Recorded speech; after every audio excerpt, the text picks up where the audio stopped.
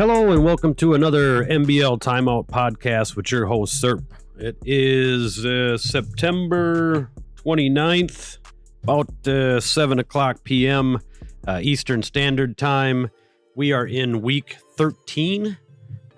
We just actually advanced to week 13 last night, probably around 10 p.m. Eastern Time, because we were on, I think you go from 12 to 13 in the middle of it to get some of the 13 games to be played on it. So today, of course, I'm going to go over the the standings, or anybody drop back, what have you. And then we'll go over some of the leaders and statistics, offensive and defensively. With two of the quarterbacks, I'll kind of be looking at a little bit more in depth. They're actually both in the running for what I would call, kind of the top quarterback in the league, at least according to experts. And then, of course, we're going to do the player spotlight that I started last podcast with Chin, the safety for Panthers, I think. And I'll be actually looking at middle linebacker this spotlight. And then I also started the Chubb trade. I think it was who that was. It was Chubb went to the Chiefs, and the Browns. And in any event, that trade ended up being a pretty good trade for each person. So, and I'll be looking at a trade that, once and for all, at least we'll put a Serp's Timeout podcast take on it. It was kind of mentioned during the MBL Live podcast, Twitch stream, MBL Live last night on the EA Twitch. It was mentioned, but I'm going to who got screwed, whatever that may be. And we'll do that every week since going through the trades. It looks like we had quite a bit. I mean, we've got a few decent trades that I could go through and kind of analyze, especially now that we're in week 13. You can kind of determine, what did that person do for the team? So in any event, that's kind of the rundown for what we're going to be doing today. Steam is updating. Everybody, don't you love Steam? That's got to be the best thing. Just kind of randomly interrupts you, no matter where you are. I think Steam sometimes does it on my phone if I'm talking to somebody. It'll be like, Steam updating. Anyway, so let's go with the standings. Here we go. Put my phone on airplane mode because I can already hear somebody's gonna screw me here during this podcast. I can feel it right now. Let's see here. So we'll start with the AFC again. Always do. That's where I'm at. AFC East. Miami Dolphins 8-3. Solid squad there. Matt Brady is just, the running game there is crazy. I know he's over 1,000 some odd yards already. I didn't go into that statistic right now. I really don't want to know just because I'm at the bottom of that division. But in any event, playing good. I think they're going to take it. The Patriots are right below them. I thought it would have been the Bills, but the Bills they haven't played a game. They're a game back yet. So, they could. The Patriots are at 7-5. The Dolphins are at 8-3. Bills at 6-5. So the Bills haven't played yet. So they potentially could be tied for second after this upcoming game. And then I'm at 3-9. My excuse is I don't have an offensive line, and I'm going to stick to it. So there you go. AFC East, Miami Dolphins 8-3, New England Patriots 7-5, Buffalo Bills 6-5, New York Jets 3-9. So we'll give that to Miller Thriller. Give him the mention for leading the AFC East. AFC West got the Kansas City Chiefs 8-4, Denver Broncos 6-6, Chargers 4-8, Vegas and the Las Vegas Raiders 3-9. The Chiefs are going to take that. That's OSU. Another solid squad. I've played them, and I've also played the Dolphins twice, so I know, and they're both, they're solid teams, so they're going to be on the top of those divisions.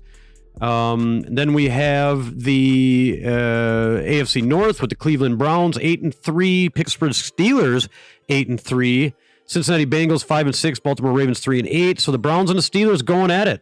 That's kind of interesting because that's JB and Brad. And as much as I got love for Brad in his trade game, I really didn't think he was going to be that much of a contender. I knew he'd probably be second, but I mean, not tied for first. So I thought JB was going to run away with that. And again, JB being the individual that I expect to win the AFC conference. But I would say, but the Colts are coming. Nemo's coming with them Colts. I mean, they're actually like 9-2. So let's get there. I mean, we're already there. So AFC South, we got the Indianapolis Colts, Jacksonville Jaguars, Houston Texans, Tennessee Titans. Colts are 9-2, Jaguars 9-3, Texans 3-8, and Titans are 1-10. So it's another good battle there. The Colts and the Jaguars. So Eric G, who now you can hear broadcasting or commentating a bit on MBL Live, is right there with Nemo. Okay. I played Nemo's team. It's insanity. So I mean, I see why he's 9-2. I'm sorry.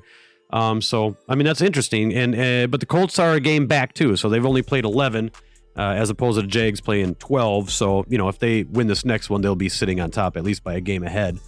That's AFC South. NFC East, we got the Philadelphia Eagles 7-5, Washington Football Team 5-6, New York Giants 4-7. Dallas Cowboys 4-7. If the Eagles are and Carson Wentz are kind of running away with stuff there, you would think it'd be closer because of 5-6, but I don't see it being like that. 7-5 and 5-6. It feels like it's 7-5 and maybe 4-7 the next guy. Just the way that they're kind of on top of that division, especially with the Carson Wentz game. So that would be that is Gov. That's Gov with the Eagles up there. So nice. Okay, good.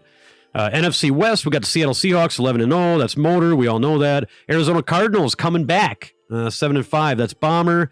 That's interesting over there. The 49ers and the Rams are 5-6 and 4-8. So not bad seasons. Just it's going to be really difficult for anybody to take that division.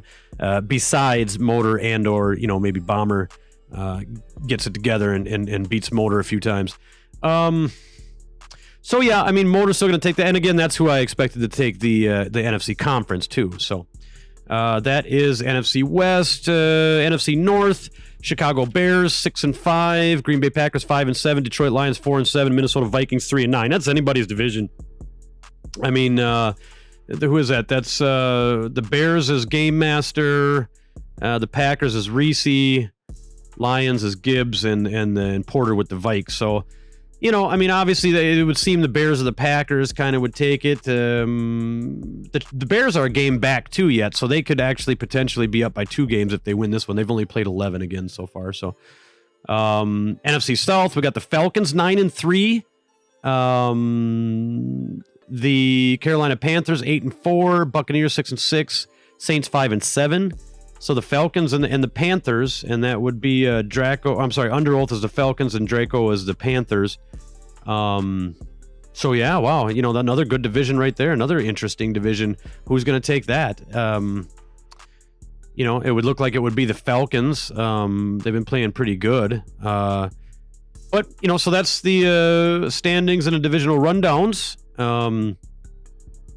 So let's go, before we go into any kind of the special segments, I'm just going to run through some of the offensive leaders here, just let everybody know who's on top. So you got Kyler Murray, Carson Wentz, Tom Brady, Patrick Mahomes, Gardner Minshew is now up there. I can't remember if he was up there. I don't think he was up there last week or any of the other weeks. Maybe it just popped up there. I might be, I don't remember very much, or my memory's short anyway.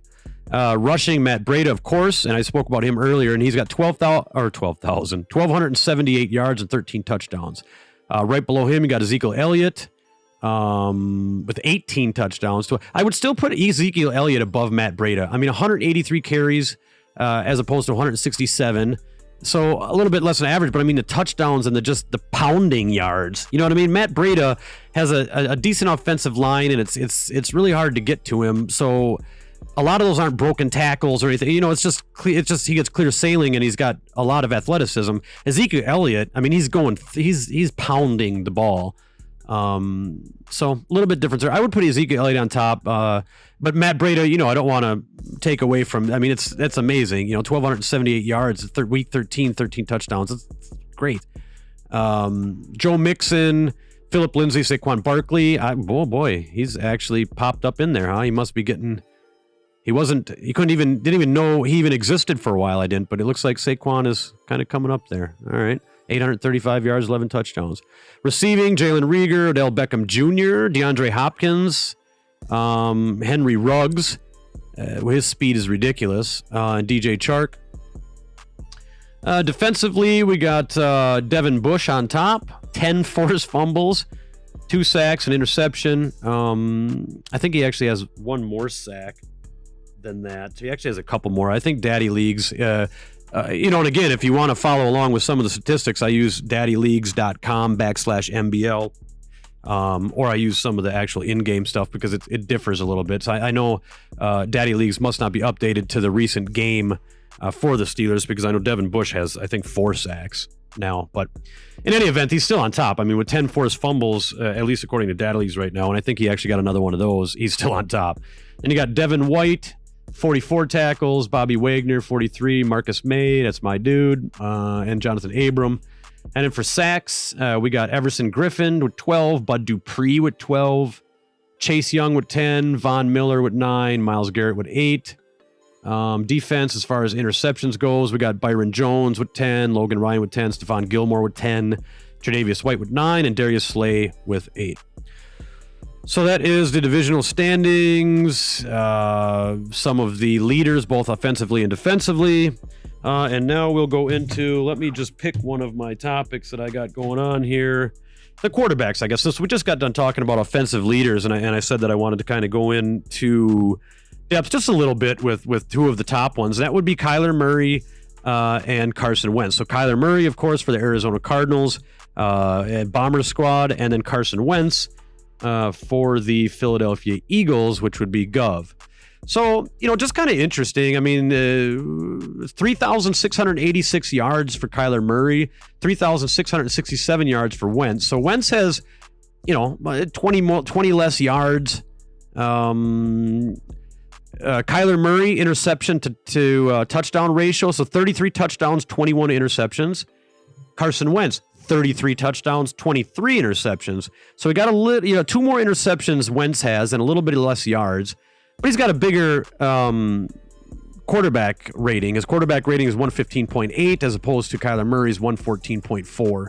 And they're both exactly at 67% completion percentage. So really interesting. I mean, it's almost like, I wouldn't say the same guy because they're totally different players and totally different users, but it just, statistically, if you're looking at it, you'd say, well, these guys must be surrounded by kind of some of the same team. But the big difference is, and the reason why I think the Arizona Cardinals are struggling a bit more than the Eagles are. Well, number one, I mean, the Cardinals, I think their division is a little bit more difficult, at least this season, the way everybody's are playing. But so the Cardinals, 17 sacks. Kyler Murray was sacked 17 times.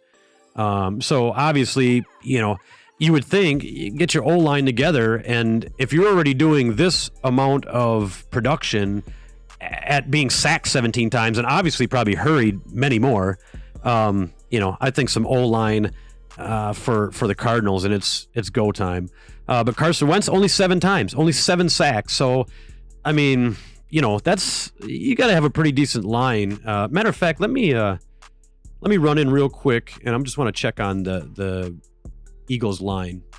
Okay, so this is what we got here. So Philadelphia Eagles offensive line. Left tackle, 24 years old, Andre Dillard, 71 overall, 76 pass block, 72 run block, 87 strength, not bad. Left guard, Isaac Sumalo. I'll murder that one. 70 overall, 26. What does he got? 70 pass block, 84 strength. Center, Daniel Kilgore, 67 overall. That name is familiar. I don't know why. 70, so not a very good center. Brandon Brooks at right guard, 93 overall. That's nice. 92 pass block, 91 run block, 96 strength, crazy. And then we've got he's got another right guard, Jason Peters, 83 overall, 83 pass block, 83 run block, 95 strength, and a right tackle, 89 overall. So I mean, he's got a good line. There's like one, right now in this season, I don't know the way things are going, at least from my own perspective, it seems like if you've got any offensive line that is, over, mid 70s, you're doing good. All right. I mean, a lot of people are playing with 68s and 67s and 71s, and that's pretty much their entire team. So let's go to the Arizona Cardinals offensive line real quick. I just want to compare. So Cardinals, they have a lot of it. That's for sure. 1, 2, 3, 4, 5, 6, 7, 8, 9, 10, 11, 12 offensive linemen on their roster, at least according to Daddy League's depth chart. So you know what he's trying to do. He's trying to get some better ones. But let's see. DJ Humphries, he's not terrible. 26 years old, 88 strength, pass block 69, run block 82. So I don't, you would think, I think the left tackle, you would want somebody with a little bit better pass block there because they're the ones that are protecting the quarterback's blind side. Left guard, Justin Pugh, 76 overall, 88 strength, pass block 75. He's not bad. Not a bad guy there. Center, Kelvin Beachum, 71, 84 strength, 73 pass, 72 run. So, not the best. J.R. Sweezy, right guard, 74 overall, 84 strength. The strengths are a little low. I'd like to see the high 80s. That's pretty much lineman's, I think, number one attribute. Then you got Marcus Gilbert at right tackle, 75 overall, 32 years old. Oof, and only a 75. Yeah, you're got to get rid of that guy. 91 strength, though, 80 pass block, 74 run block. So, I mean, the Cardinals line is definitely worse and a bit older. At least the starters are. Yeah, the starters are 26, 30, 31, 31, 32. Yeah. So they got to... I think you're going to see the Cardinals go for some offensive line, either in the free agency or the draft or both. So that's my little rundown just on the two quarterbacks I wanted to do. What do I got here next? Let me pick another Post-it note to remind me. Oh, yeah. So we got the player spotlight of the night. So I picked middle linebacker Devin Bush. Reason being, I mean, he's got 11 forced fumbles. That's ridiculous. It's leading the league. 74 tackles, leading the league. So he's everywhere. He's everywhere. 22 years old. Star dev. Probably going to be superstar. I'm sure eventually. I'm sure he's going to get a situational thing that he'll have to complete, but I'm sure he'll go to superstar. He's got 3 years remaining on his contract. So that's awesome. At 22 years old, so he's got him until he's 25, and each year is under $6 million. So it's going to be, I think it's like 4 point something, then 5, and then the last year is a little bit under 6 or 6 even for the third year. So I mean, he's going to want some bread. That's for sure. After 3 years, I mean, let's see. So you'll have 4 more. You'll have to sign him for the whole rest of the thing. He's probably going to want, 15 million. It's going to be a big one. I think it'll be, especially if he keeps going the way he's going now and keeps developing, probably going to want, 12 million a season times 4 or 5 rest of the season. It's going to be a $60 million contract or something like that. So Devin Bush, let's go take a look at his, all of his statistics here. All right. So Devin Bush, what do we got? Let's go over attributes quick. 90 speed, middle linebacker. Okay. Middle linebacker, 5'11" out of Michigan, was a first round pick, number 11 in the first round. 234 pounds, star dev, 22 years old. Let's see here. Yeah, is 90 speed, 93 excel. Oh my God. 88 tackle, 73 block shed, 88 power. That 88 power is doing it right there. And I'll tell you, and I bet you, I'm going to look at these traits. I bet you he has big hitter. Big hitter, yep. That big hitter, that's it. In this Madden, at least from what I've read and kind of from what I've seen, if you got that big hitter trait, you're slamming. And who knows how many times he's got aggressive tackle on as well. So he's got high motor, he's got big hitter, so he's playing out every play, he's giving it all. But yeah, geez, 90 speed, 93 excel. What's his zone? 71 zone already. And he's only 22. I mean, 86 agility, 85 pursuit, 83 awareness, 83 and 78 play rec at 22. 90 stamina. So, I mean, you know, what's his injury at? They don't really show that on here, but, you know, doing really well. Let's look at his stats for the year. So his first year, Pittsburgh Steelers. Yeah, I mean, it shows on Daddy Leagues, it shows he's got 2 sacks and 10 forced fumbles and an interception. So something must not be updated here, because in game he's got 4 sacks, 11 forced fumbles, and 74 tackles. So he must be missing a game or something. But yeah, he's doing very well. And around, let's take a look at what they've got as far as who's playing around in the secondary. So Steelers. Yeah, so let's take a look at the Steeler defense. So Stephon Twitt, they got him at left end, Cameron Hayward at right end, so that's just insane. I mean, they've got a good line there. What do they got? A defensive tackle, Vincent Taylor. He's a 26-year-old, 70 overall. I'm not sure if they run a 4-3 or 3-4, but their other defensive tackle, if they ran a 4-3, would have been a 67. I doubt they probably not. They probably don't do that. No, they've got 2 really good, or 2 decent middle linebackers anyway. They got Devin Bush, which is amazing, and then they've got Vincent Williams, 30 years old, 77, 82 speed, 63 zone. He's not really all that good. Then they're got Bud Dupree, and he's got Bud Dupree right next to him at right outer linebacker, and then Jonathan Greenard. It looks like another 69 overall rookie, 23 years old, next to him. So cornerbacks: Mike Hilton, Joe Hayden, Steve Nelson. Slower but older and have some pretty good coverages. So yeah, that's what he's working with on the defense. But yeah, him and Bud Dupree are just going off. So Devin Bush is going to be a superstar and pretty probably an X factor, and he's going to be one of the more talked about defenders in MBL this entire cycle, I'd imagine. So that is the player spotlight. So now let's go for the last subject I have, since we're at about 22 minutes already. Is going to be the trade from the Washington football team.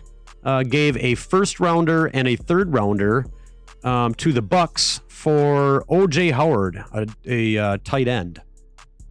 So, I mean, let's talk about the picks first. Let's just kind of get a value for them. So, you know, the first and third for Washington, I really don't know what those picks are. I know Washington is 5 and 6 right now, but I don't think that's going to matter because the picks are already in. I'm not sure what if they're lower middle picks. I wish I had that for you, but I don't have too much time. But anyway, it's a first and a third from the Washington football team. So they're sending a first rounder and a third rounder. Yeah, obviously your first is you want somebody good. All right, you want somebody good for that first, and young, if possible. And then also a third, so you're giving a first and a third. So let's take a look at O.J. Howard's statistics and attributes and just kind of get an idea of, what's going on here. Okay, so let's break him down by attributes. First of all, what kind of player is he in game? All right. Well, he's 6'6". He's a tight end. He's 6'6", 250 pounds, out of Alabama. He was a first-round pick, a later one, 20th pick of the first round. Star Dev at 25. He's 25. All right? So, I mean, he's already been around 3 years. But now listen to these statistics, though, and he has a really good contract right now. There's only 2 years left of it. But, I mean, it's like under $2 million. So the contract's nice. But, I mean, he's going to want to probably get paid. He's an 81 overall right now, which is, cool if I had 25 years old, but I don't know about first round cool. So 87 speed though, 87 speed, 90 excel, 85 agility for a tight end. Extremely athletic, super big, 75 jump. You really don't need it if you're 6'6" and you're catching, short slants, drags or outs, or, maybe a corner here or there or something like that. His run block, 59. Being as athletic and as fast as he is, you would think that his strength's a little bit lower and his run block isn't going to be the best. So not the best run blocker. 84 catch in traffic, 83 spec catch, 79 short route running. And yeah, strength is 75. So, it'd be nice to have a tight end with a bit more strength, to help with the run game and maybe some protection if you block him or something like that. But in any event, I mean, solid definitely a receiving tight end and a fast one, an athletic one at that. I don't even, well, let's look at his traits here, see what kind of traits he's got going on. Which ones would apply to him? So, high motor, he's got that. Makes yak catches, yes. Doesn't have the possession catch one. Catches in sidelines, yes. Drops open passes, no. That's good. Fights for extra yards, yes. Covers the ball over all hits. Clutch, yes. So, I mean, his even his traits are really nice. So, I mean, definitely on paper, a solid guy. You know, it'd be nice if he was like 24. I'd say like, ooh, you know, that's great. I would give a first. You know, I mean, 24 years old. He's 81. Yeah, I guess even now. Yeah, I guess I just don't know. And the third, that kind of hangs me up there. But let's see. So statistically, we've got 387 yards, a touchdown, and 23 receptions, and that's from in game. So and that was some of them. He must have played somewhat with the Buccaneers. It looks like 2020 he had 8 receptions, 130 yards, and a touchdown. And then for the Washington football team, now this is according to Daddy Leagues right now, he has 11 receptions and 158 yards and no touchdowns. So, I mean, going by Daddy League statistics, you know, 11 receptions for the Washington football team, 11 receptions, 158 yards, and no touchdowns. You know, I don't know. I wonder what week they traded him in. Was that in the middle of the...